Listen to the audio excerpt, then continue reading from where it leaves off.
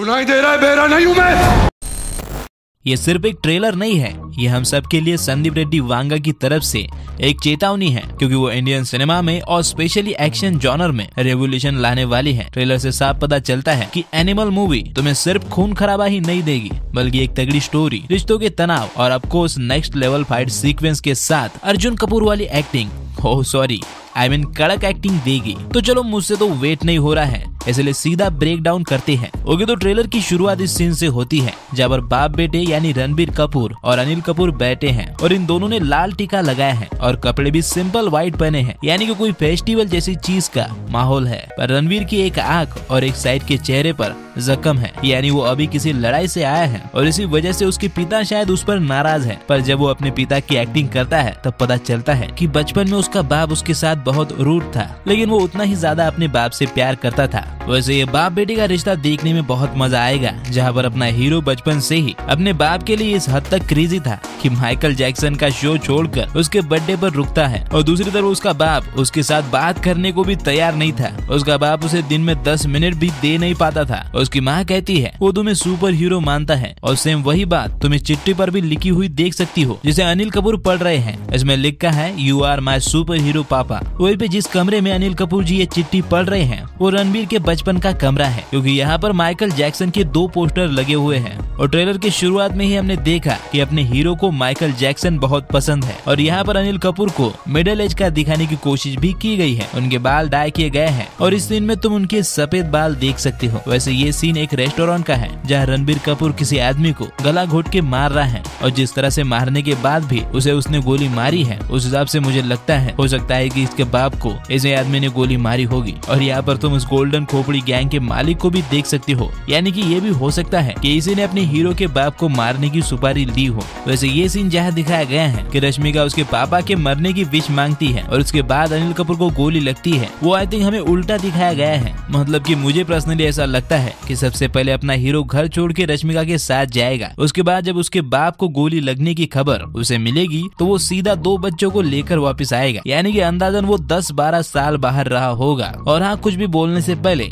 उसके बच्चों की एज काउंट कर लेना। खैर, उसके बाद वो इसकी फैक्ट्री में अंडरवर्ल्ड में घुसने का ऑफिशियल अनाउंसमेंट करेगा, यानी कि जिसने उसके बाप को गोली मारी है उसका गला खुद अपने हाथों से काटने की बात कर रहा हूँ मैं। जिसे सुनकर उसके बाप के साथ साथ रश्मिका को भी झटका लगेगा और फिर उनका झगड़ा होगा, जहाँ गुस्से में रश्मिका उसके बाप के मरने की विश मांगेगी, क्योंकि उसके बाप के प्यार की वजह से वो अंडरवर्ल्ड में उतरने वाला है।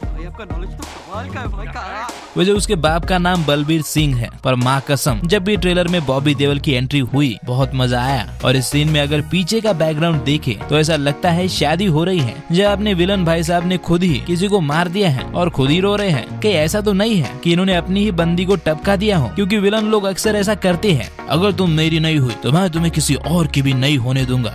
यहाँ पर मुझे यही वाला सीन लग रहा है, पर तुमको क्या लगता है, कहीं ये नाटक तो नहीं कर रहा है? मुझे तो ऐसा नहीं लगता। पर यार जो भी हो, बॉबी देओल का ये विलन वाला कैरेक्टर इंडियन सिनेमा के मोस्ट बैडएस और ब्रूटल विलन में अपनी जगह बनाने वाला है। और पर्सनली ये रोने वाला सीन देखकर मुझे ऐसा लगता है कि यहाँ पे बॉबी देओल पूरा विलन नहीं बल्कि एंटी हीरो की तरह काम करेंगे, यानी कि उसकी भी एक पास्ट वाली स्टोरी होगी जिसके बाद से वो विलन बनेगा। खैर, ये वाला सीन क्लाइमैक्स का हो सकता है, जहाँ इस खतरनाक फाइट के बाद जब अपना विलन हीरो को मरा हुआ समझ के वापिस आएगा, तब अपना हीरो वापिस से उठ के उसके पीछे जाएगा। एंड आई एम श्योर ये लास्ट वाला hand to hand combat fight scene देखने के लिए मेरी तरह तुम भी काफी एक्साइटेड हो, क्योंकि भाई इतने लोगों को मार के खून की नदियां बहा के जब अपना हीरो विलन से भिड़ने जाएगा तो ये लड़ाई देखने में मजा तो आएगा ना। और वैसे भी मुझे हैंड टू हैंड कॉम्बैट की बराबरी वाली फाइट देखने में काफी मजा आता है। खैर, ट्रेलर में एक्टिंग की बात करें तो हर किसी ने अपना बेस्ट दिया है, खास करके रणबीर कपूर को मानना पड़ेगा, क्योंकि बंदा तू झूठी में मक्का जैसी ही फिल्में करता आया है और हमने इसे कभी भी ब्रूटल वाइल्ड एक्शन करते हुए नहीं देखा है। शमशेरा की बात भी मत करना, फिर भी इसकी टॉप नॉच एक्टिंग देखकर लगता है कि बंदा इसी जॉनर की फिल्मों के लिए बना है। इसे कहते हैं एक्टिंग। बॉबी देओल के बारे में तो मैं पहले ही कह चुका हूँ कि इसने इंडियन सिनेमा के टॉप विलन में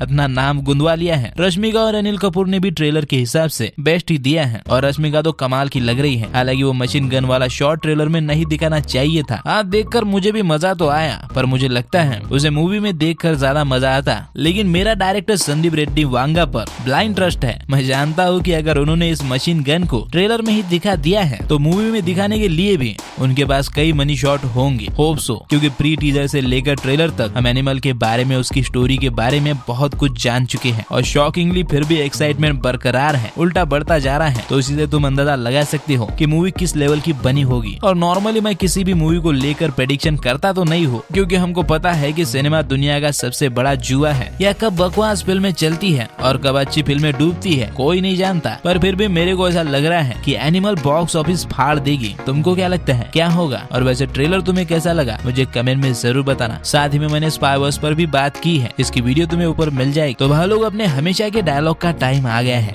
यानी कि मैं कहना चाहता हूँ कि अगर तुम्हें ये वीडियो अच्छी लगी हो तो लाइक और शेयर जरूर करना। साथ ही में अगर चैनल पर नए हो तो चैनल को सब्सक्राइब कर दो। ओके, तो फिर मैं चलता हूँ, हम मिलेंगे अगली वीडियो में। तब तक आप फिल्में देखो।